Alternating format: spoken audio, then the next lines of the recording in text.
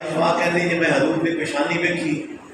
نور دیاں لاٹاں، میں کہ اے جی پیشانی اج تک کسی دی ویکھی نہیں تے آنکھ ویکھی تے کہ سی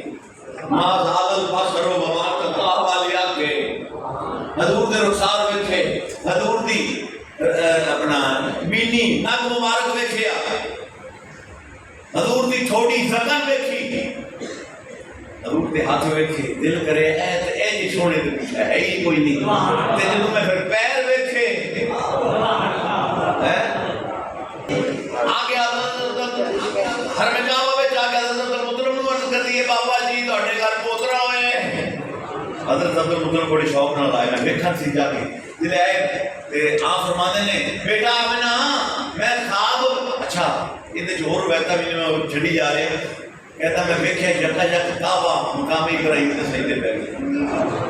کعبہ کعبہ دا کمرہ ہے نا،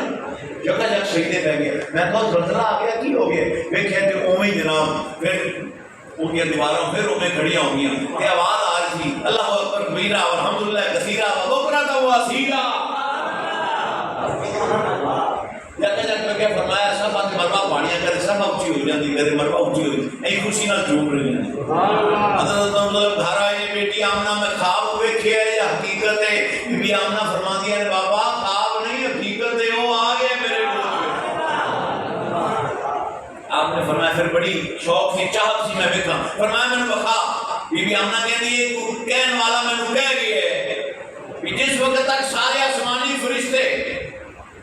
زیارت نہیں کر لیں گے اس وقت تک کوئی انسان نہیں دی زیارت کر سکتا۔